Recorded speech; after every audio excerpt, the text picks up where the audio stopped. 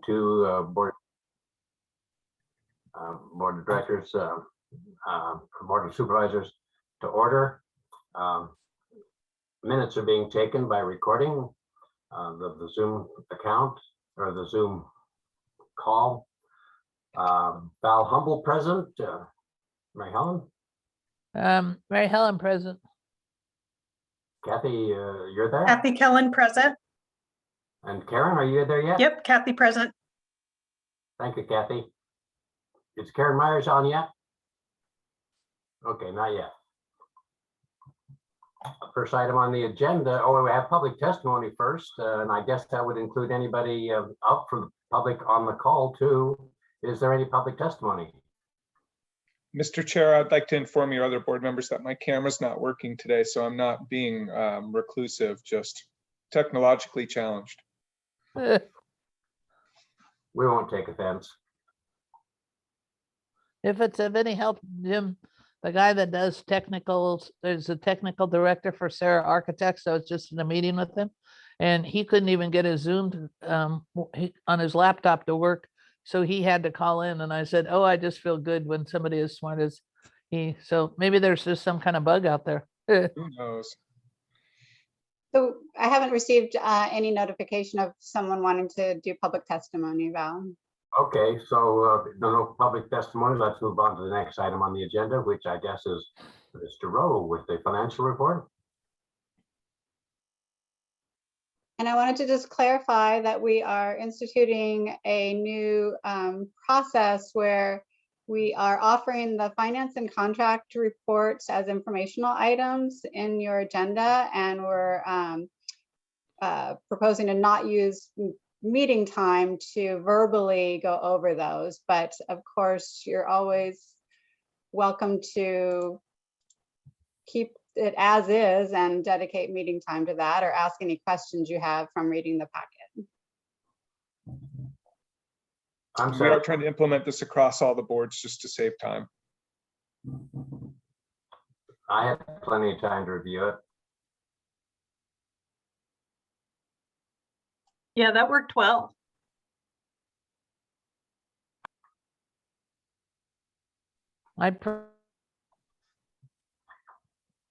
So, Chair, would you like me to go through the financial report briefly? Yes, please. Okay, I can do that. It'll just take me a moment. And I'm going to pull it up for us.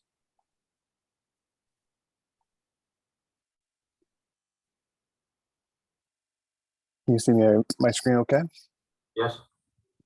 Okay, when we look at Pen 2, there are no red flags. When we look at all the districts, including Pen 2, we have received approximately 97% of our assessment revenue through the year, which is as expected.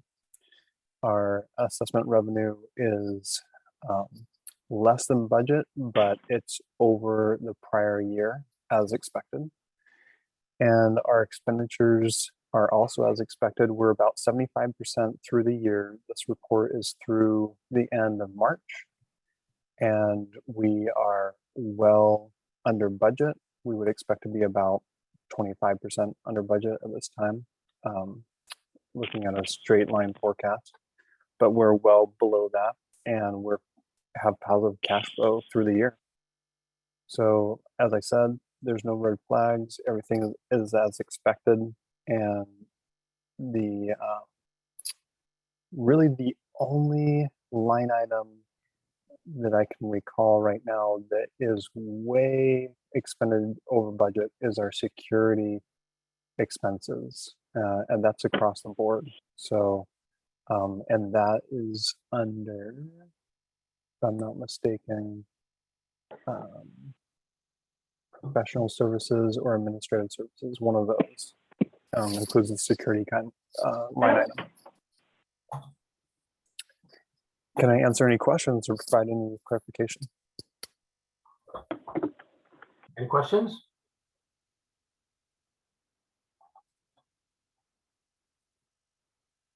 I guess not.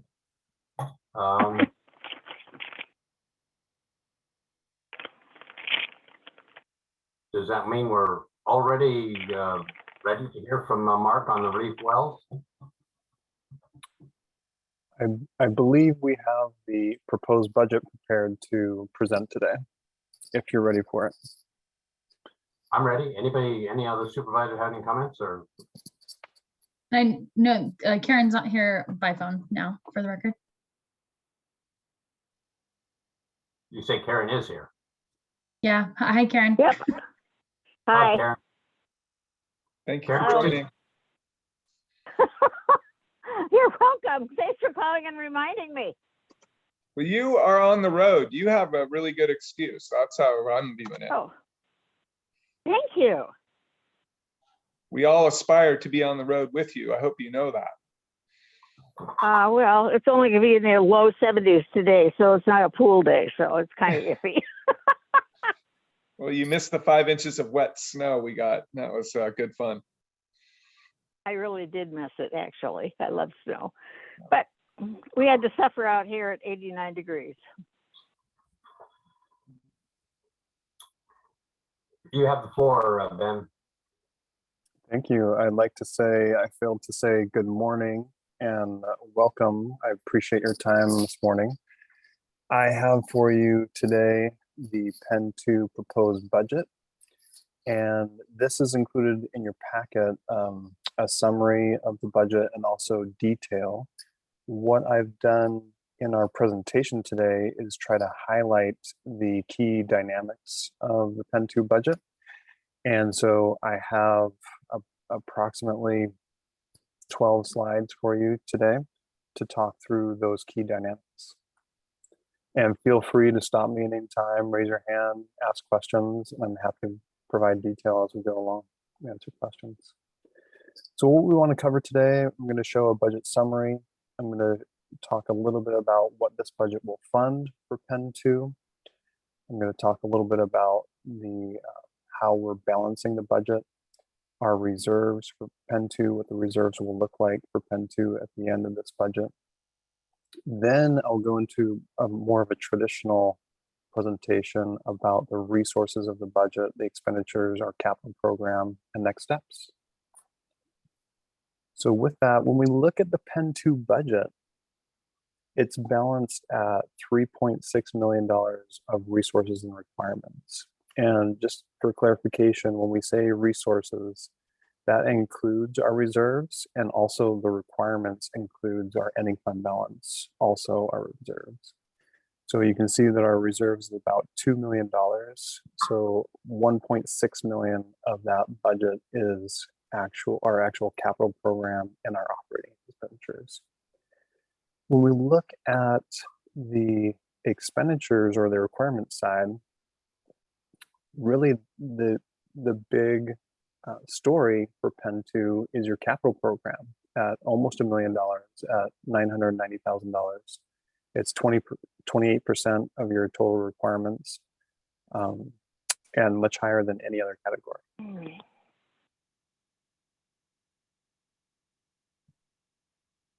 When we look at, again, this is the proposed budget.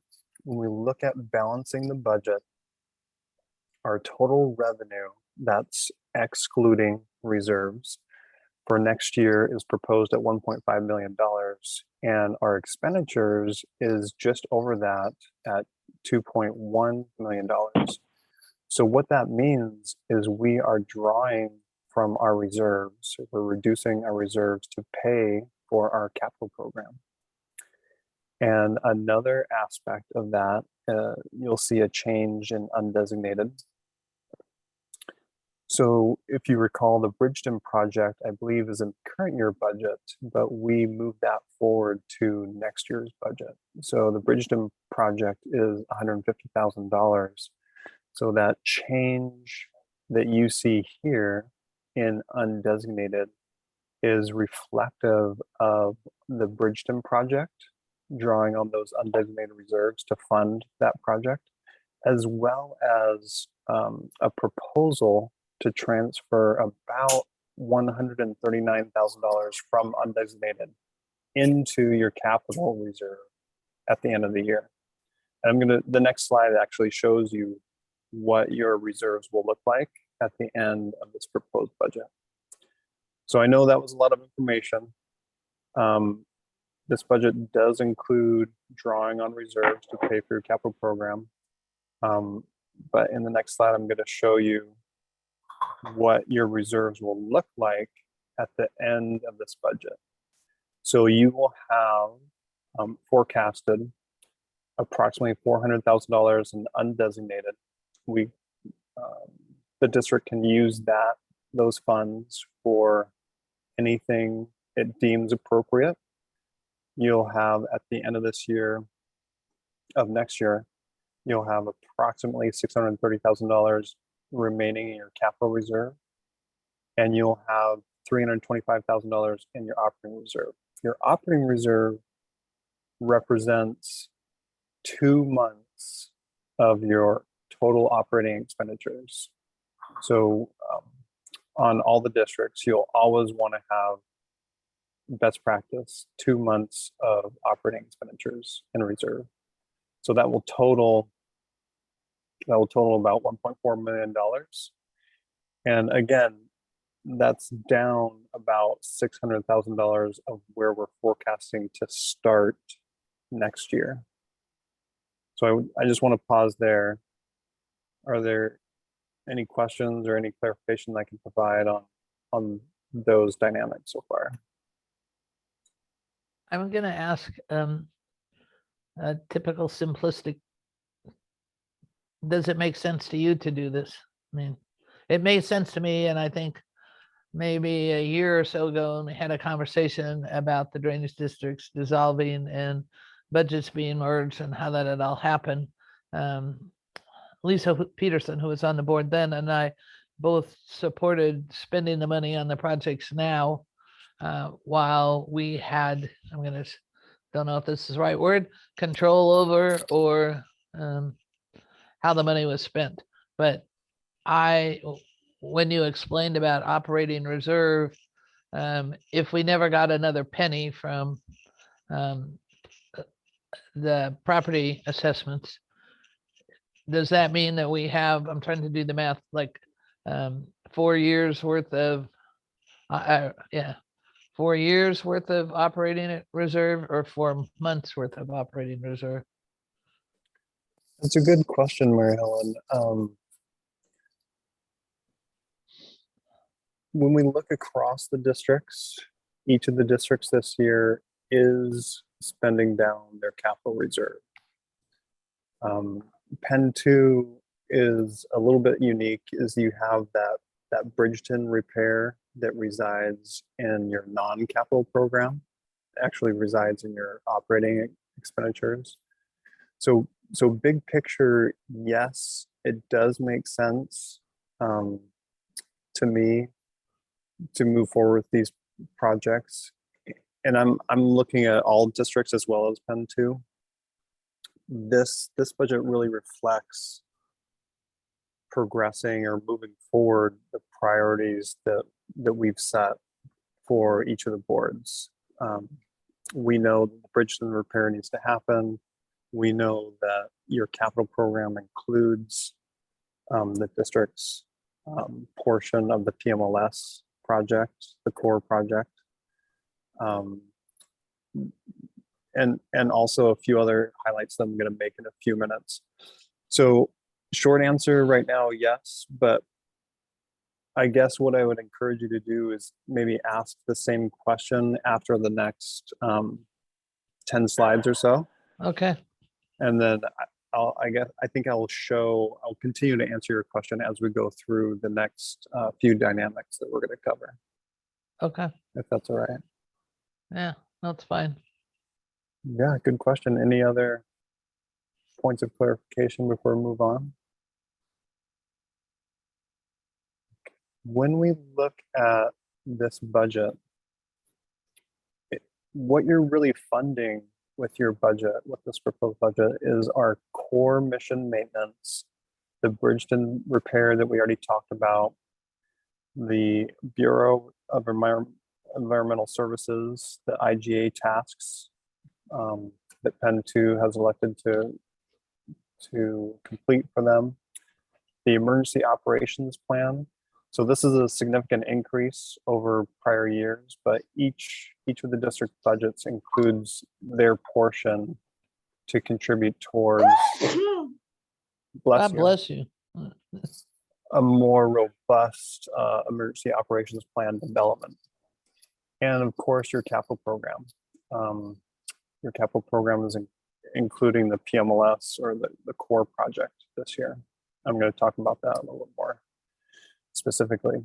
When we look at our assessments, your proposed budget includes an assumption of a 9% rate increase, and that will yield us approximately $80,000. So the proposed budget includes more expenditure increase than this $80,000 of revenue. That's part of why we're drawing on reserves or drawing down reserves for the proposal.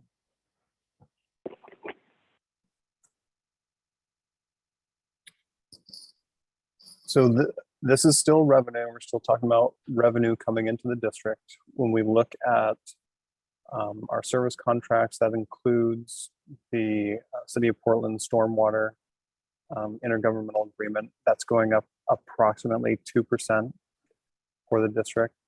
And also we're budgeting, we don't have final confirmation, but we are budgeting $428,000 for each district to come from the state levy grants to contribute to the PMLS core project. So that's also coming into the district, and that's funding that capital project. I have a question about other. Please. The DEQ grant that we got for remediation work in the Arboretum and Blue Heron Wetlands and MCDD has been administering. And Brian Eberhardt left, and he said, I tried to find the email, but I couldn't. Somebody, and I'm thinking it was Carrie, would be following up, but I believe that grant ends soon, as in June, and contracted with Mosaic Ecology to do work. And where are we with that? And is it going to be possible to go forward? Should we, I guess, what's an update on that? And where does that show up in the budget? Because if I remember correctly, there was $5,000 to $10,000 left in that grant. That's an excellent question. I would have to look at the detail to respond to the revenue part of that question. Okay. But the expenditure part of your question, I believe, if I'm not mistaken, resides in the environmental program, and that's under projects and planning category on your operating expenditures. Yeah, I just didn't see DEQ grant. It was a 5-year grant. It started whatever 5 years ago was. And so I didn't want that money to go to waste when we could be using it. So, yeah. Any of the program staff on the call familiar with the status of that project? I regret, Board Member Kincaid, that I don't have that at my fingertips, but we can certainly follow up. Anyone else know more? Carrie or Bill or Colin? Carrie isn't on, and so I just followed up with her, but we can either follow up later in this meeting and hear back from Carrie. If not, we'll be able to follow up with you later, Mary Helen. Okay, and I can find the email, like Brian's farewell email, and who he believed was going to be doing stuff too, if that helps. That's not necessary. We have all of that, but thank you. And Brian did a really thorough job documenting all that and handing it to Carrie. She's just out. Well, yeah, he got it extended so we could continue to use it as well. So. Okay, good questions.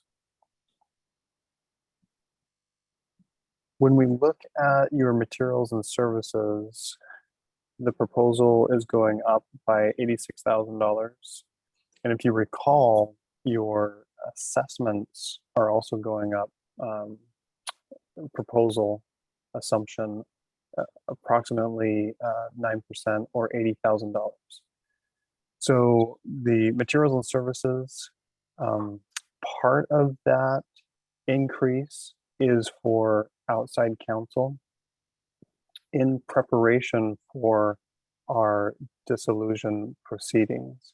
Now, if the new urban district does not move forward for July or June 2023, it's most likely that we will not spend all of this outside counsel budget, but we wanted to be prepared in case we needed it. So that's part of that $86,000 increase in materials and services. Another part, which I already mentioned, you see this projects and planning category that's highlighted or bolded here. $150,000 of this project and planning budget includes the Bridgeton repair. So I just wanted to highlight that as well. And the only other category that I'm going to go into any sort of detail with is the contracts category. And I'm going to talk about that next. So when we look at contracts, there's two contracts in this category.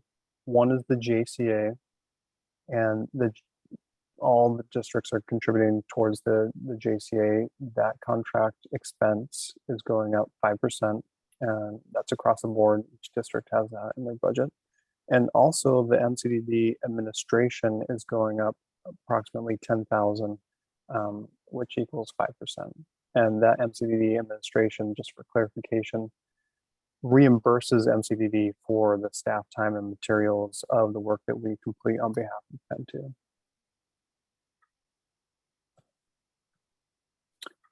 Here's the detail of the non-capital projects that we were talking about earlier. Most of these projects are the Penn 2 portion of agency-wide initiatives. I've bolded the Bridgeton slope repair that we mentioned a couple times, and also, Mary Helen, to your question, the environmental program down here is in this category. This is not a new project. This is more of a consolidation of several line items that that represent the environmental program. We decided to consolidate them into a single project line item. And that's why it's showing up here instead of several disparate line items across the budget. So in total, this is increasing $180,000, but a majority of that is related to the Bridgeton repair at 150, and the houseless coordination is also going up significantly across the districts. And I should say that the houseless coordination line item represents not only the houseless coordination work that ASTR's been doing over the last year or so, but also the security measures combined with that. So it's the site cleanup, it's the security if needed, it's the location of those eco blocks, fence repairs. It's a lot of things are wrapped up into that single houseless coordination line item. And it looks like we have two hands up. I just want to say that if we weren't having the Interstate Bridge Replacement Program today, you would have heard an update on the houseless coordination project. So you'll be getting that next month. Thank you. And I think, Colin, you had your hand up as well. I just wanted to give a quick update. I was able to speak to Carrie. So just to answer Mary Helen's question about the DEQ grant, the budget is correct that it does not include the DEQ grant because that will be fully spent this current fiscal year. But it remains an important place for control of invasive species. And so we're actually incorporating ongoing control into our ongoing maintenance program. And we're going to be getting that cost shared with BES. So that is still a very beneficial and necessary area for source control. So we'll be continuing to do that moving forward. So best to contact Carrie to see what can happen to, I mean, I don't know what the balance is, and so just get in touch with her about that. And That's yes. Okay, Following up okay. with Carrie, and she'll probably loop in Amber, who's been working with DEQ and BS on that. So I think that's a great idea. But yeah, it won't show up in this coming year's budget because we'll be fully spent Okay. on the grant, which is great. Okay, you. thanks. Thanks, Colin, for the clarification. Any questions on non-capital projects before we move on?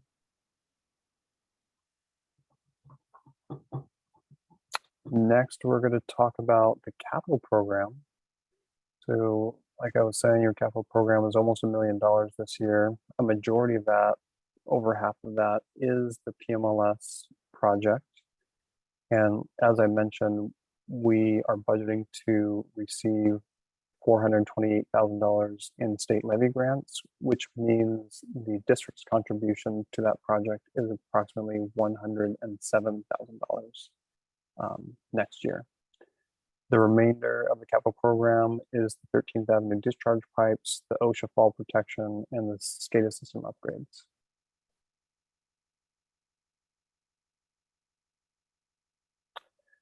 So this is a repeat slide, just a reminder that at the end of this proposed budget, we are forecasting to have over $400,000 non-designated, $600,000 in capital reserve, and $300,000 in operating reserve. And I'll also mention this, you know, in the current year, we're forecasting that we won't spend our entire budget, and that will most likely be the case for next year. So while these are forecasted amounts for your reserves for next year, they will most likely be higher than this due to underspending for next year's budget.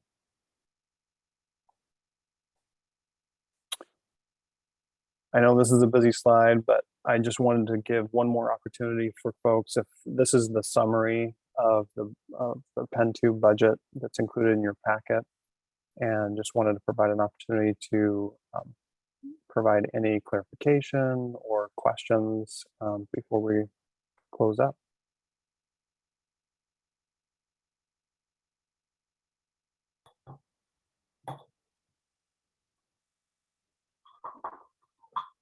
I did have a question about the emergency operation plan update. Was there a particular thing that provoked awareness of a need to do that? Is this general management anxiety that it's out of date, or was there some specific spur to add that project? Colin or Bill, do you want to take first crack, or Ben, is that you? Either way. Yes, good morning. I don't mind taking a first crack. Bill Owen, the chief engineer.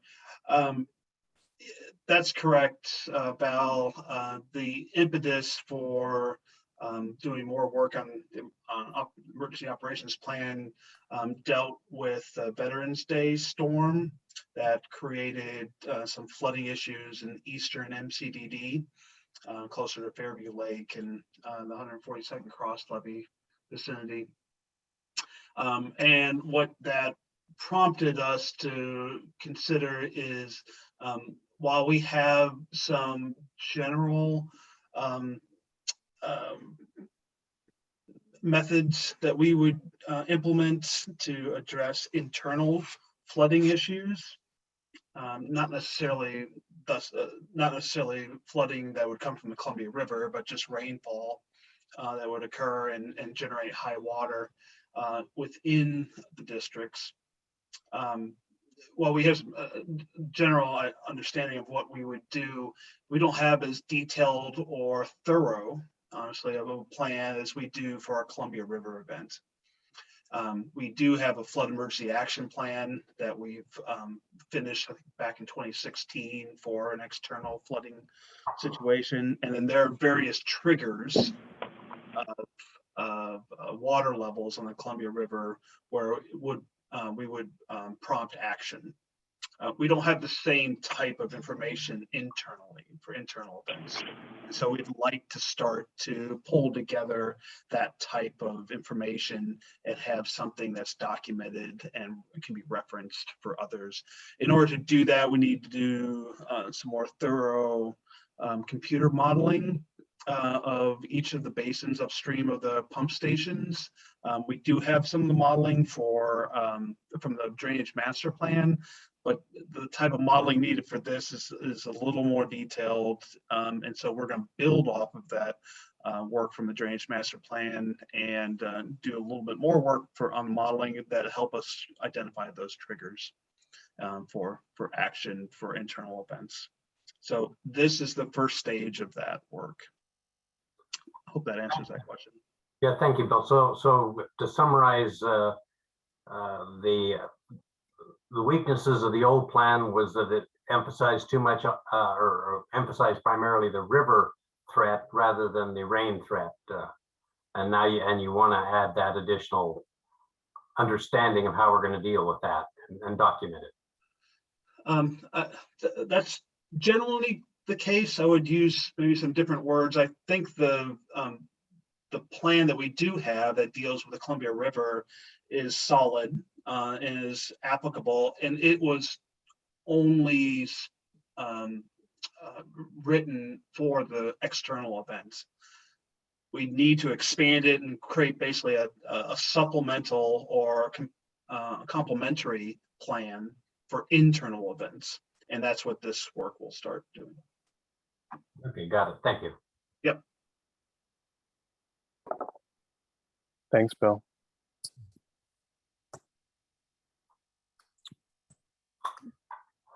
Go ahead. Ben, you still have the floor? Yes, I was just going to say, going forward, we are scheduled to meet again on Thursday, May 12th. And we are scheduled to approve the budget at that time, but we are happy to provide more clarification or work session opportunity to further review the budget in between now and then.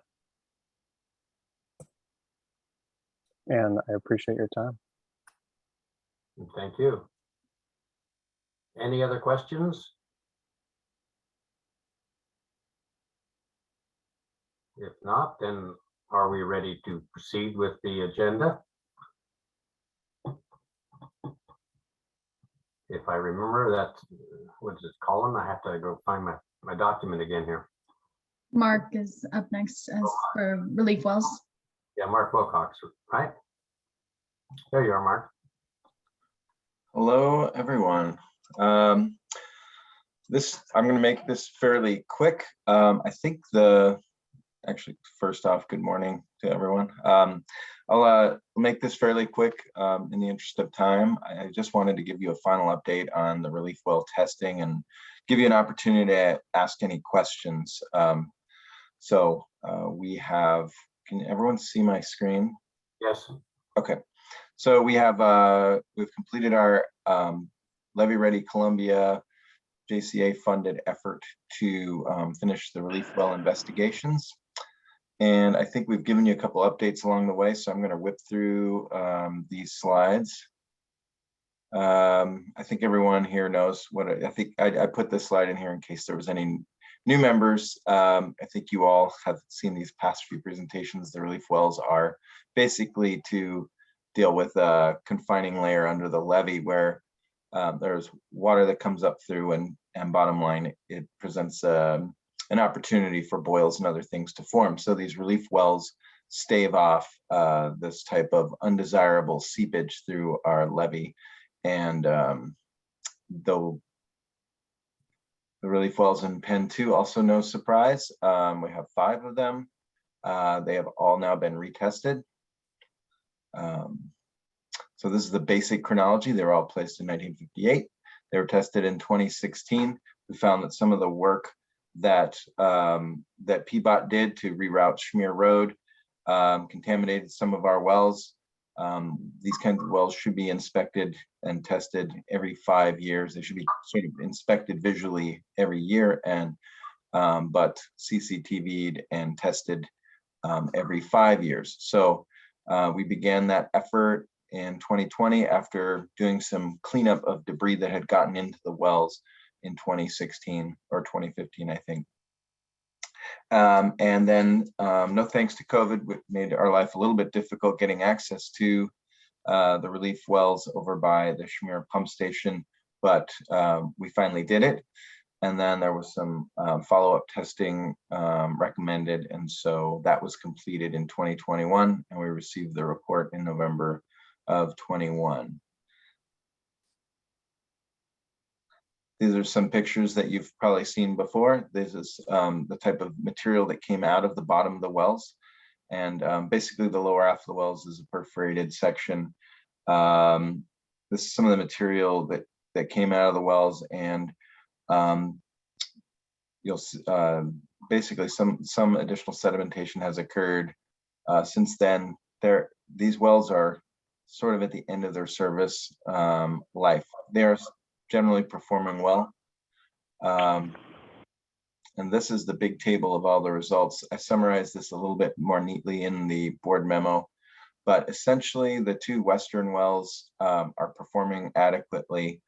And that regular testing interval still stands: annual visuals and 5-year video and CCTV and pumping tests will be required. The other 3 wells over by Shamir pump station, they are in a little bit worse shape. They're all performing adequately, some better than others. The eastern well has been recommended for monthly monitoring for further sedimentation. So that one had decreased capacity. When we talk about these numbers here, specific capacity just means the flow rate per foot of well. And see that those numbers show that it's been reduced. There's some additional sediment, and some of the perforations in the bottom of the well are blocked. The other 2 wells performing adequately, but eastern well number 3 also is sort of on standby. You know, we should inspect that visually also. It wasn't recommended to be monitored monthly, but we'll want to keep an eye on it over the next few years. So these are the basic results and outcomes. We now have a set of videos on these thumb drives right here that show us what the inside of these wells look like, provide us some guidance on and document where they're at now. So when we do future CCTV, we can assess how far they have continued to age and deteriorate. But they are functioning. They're providing a reasonable amount of flow, and we'll just need to keep monitoring them. And we've engaged, of course, Bill Owens aware of this, and Kevin Severson, and we're going to keep these results in mind as we do our CIP planning in the next few years.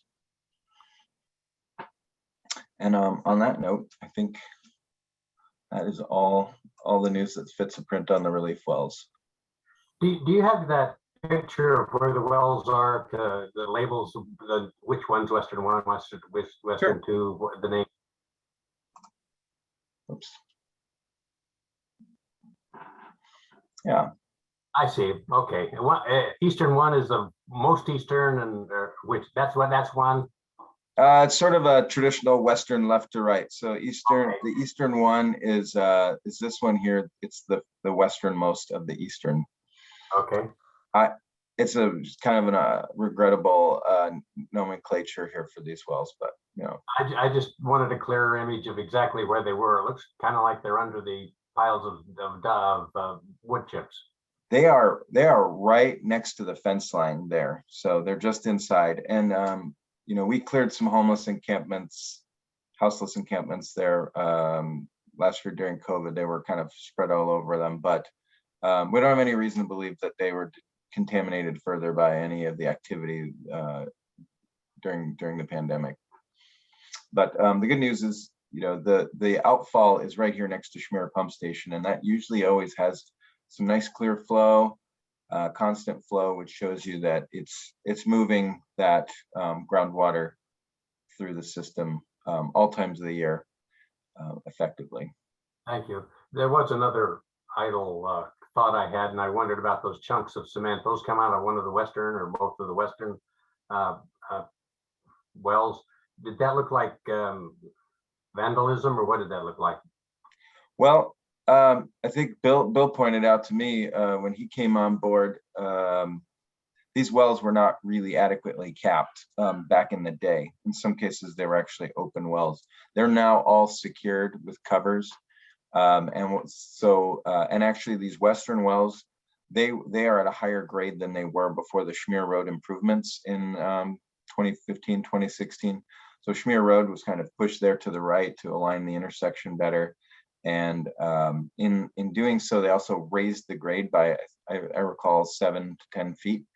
And so I think when they first started filling it, they didn't realize those were there, and some material got pushed in. Most of the material was just kind of standard topsoil and some cobble, gravelly material, but there were a couple chunks. What looks like just chunks of pavement from the old Schmear Road that got it. Thank you. You're welcome. Any other questions for Mark?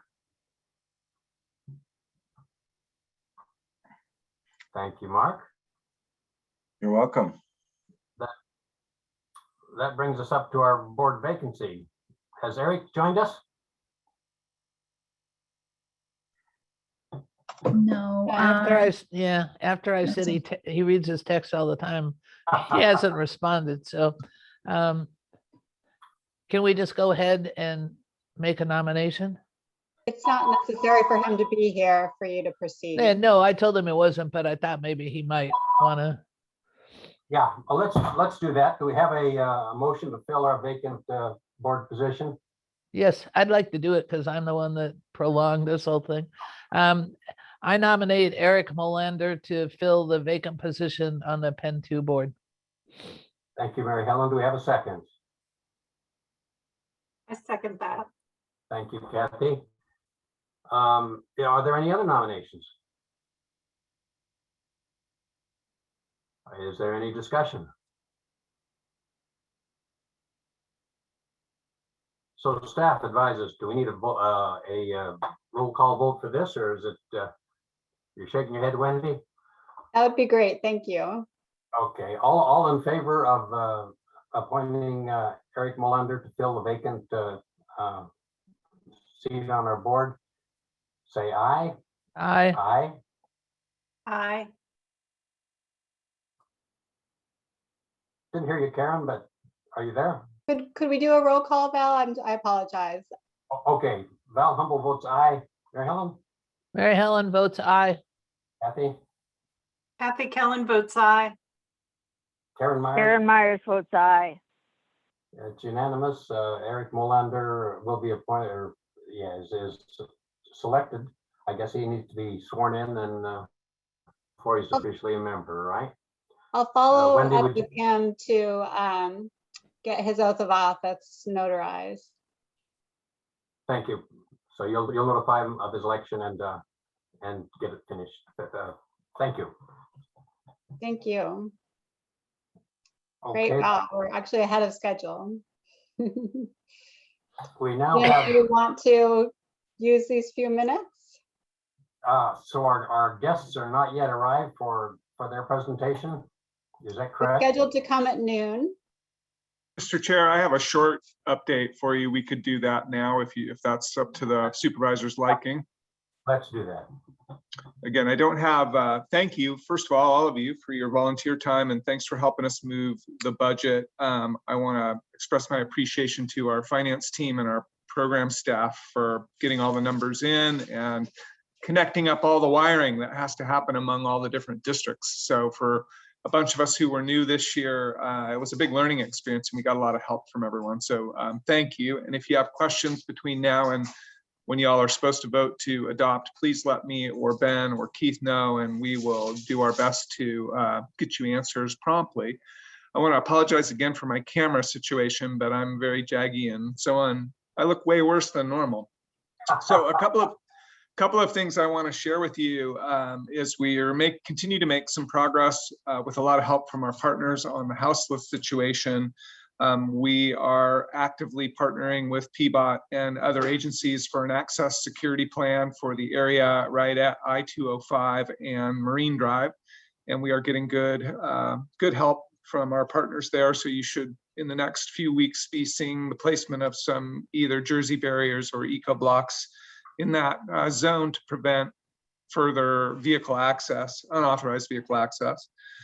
We're also working with the Port of Portland, who will be posting sites along near 122nd and Marine Drive this week with the Port of Portland Police assistance, which is a new development as well, where the Port of Portland Police are providing some support. So the area near 122nd will be posted and cleaned up in the next few weeks. And the city of Portland is developing a plan to remove all of the vehicles and do a thorough cleanup at Pump Station 4 at the Big Four Corners area. And Bill and Randy and others on our team are working with Portland Parks and PBOT and Water and others on, again, an access control plan so that the site doesn't become repopulated with vehicles again. So I just want to continue to tell you, we are seeing some ramping up of both the camp work and the garbage cleanup work. I know it doesn't look like it yet, but I think you'll start to see some improvements there. And I just want to acknowledge all the help we're getting from all of the partners who we work with on these topics.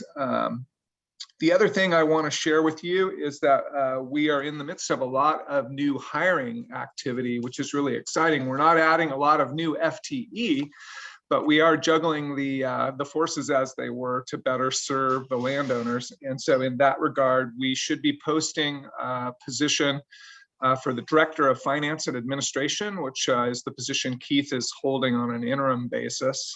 We again hope to get that posted this week. We're also going to be posting a position for Assistant Finance Manager, and that's to support Janet and her team and all the great work that they do, particularly as we move into dissolution and the new revenues. There's a lot of work to be done there. So we need to supplement that team. And again, we have rearranged some previous limited term duration positions in order to be able to fill that position. Colin and Bill and others are in the final throes of interviewing candidates for Brian's old job. So that's the emergency management position, along with a half-time project management role.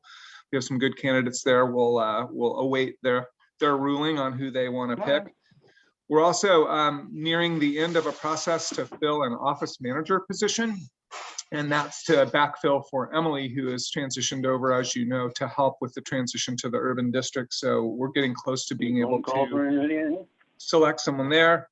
And then we have recently added a new operations team member called Jason Shower. He started last week, and he's really excited to be there. I had the great experience on his first day of walking out of the admin building, and he was walking out to his car, and I said, "You must be the new guy," because I didn't recognize him, and said, "How was your first day?" And he said, "Look around you. We have dump trucks and backhoes and welders and boats and all kinds of stuff to tinker on, and I'm outside all day. It's amazing. It's the best job ever." So it's a good reminder that we actually do some fun stuff in the drainage business. 3 other items. I'm trying to run the clock here.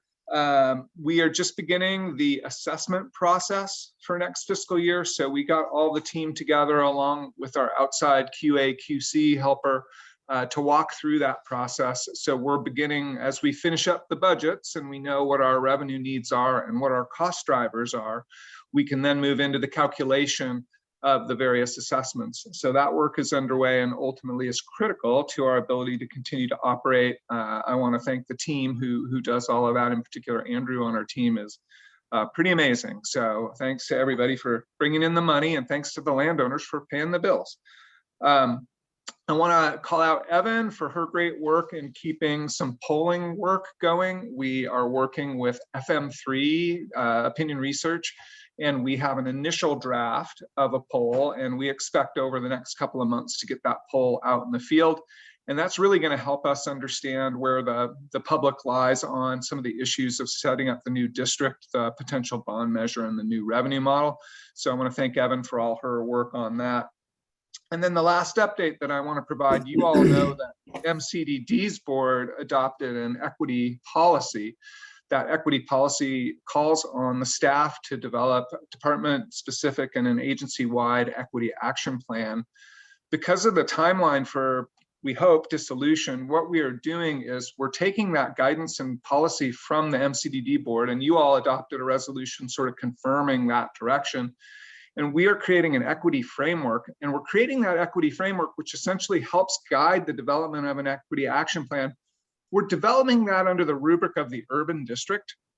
So I'll be sharing the document with you all, but we decided that given the transition that we're in, it made more sense to do it once rather than twice. But I wanted to inform you of that. We are also going to be informing MCDD's actions between now and dissolution, particularly around areas of procurement and recruitment and things like that. So we will be learning from the development of the action plan for the urban to embody the spirit and letter of the MCDD policy. So again, we're moving in that direction with our equity work.